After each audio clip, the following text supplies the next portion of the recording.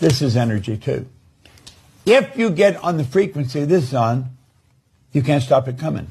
What did he say in here? He said, when the money starts coming, it'll come so fast and furious, you're going to wonder where it was hiding through all the lean years. And he's right. Most people don't understand that. They do not understand. They think you've got to go to work. You just got to work a little harder. Get out there, put in more hours.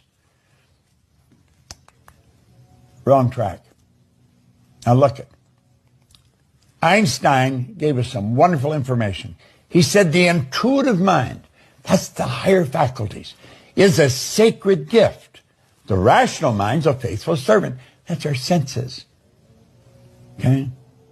We've created a society that honors the servant and has forgotten the gift.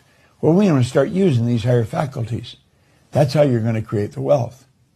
Now, I showed you this yesterday, and I'm going to touch on it once today, but I want you to get this. I want you to copy this down, and I want you to pay attention to it.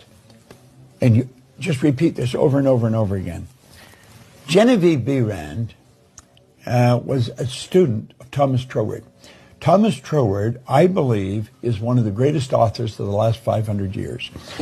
This is one of his books that I have in a bookstand. One of his books that I have in a bookstand here in front of my desk. I read those 2 pages every day, have for quite a while. It's Thomas Troward's work. Well, Genevieve Behrend was his only student. She had to attract $20,000 in 1912 to go and work with him. And it's through studying what I'm putting on the screen here that enabled her to do it. Now, I'm not going to say you're going to grasp this overnight. You got to keep reading it over and over and over. My mind is a center of divine operation.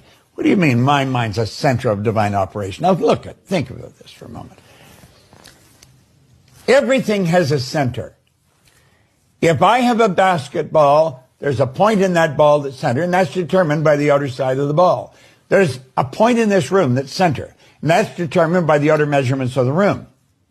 But when you get to the divine, when you get to God, to spirit, there is no outer measurements. You're talking about infinite.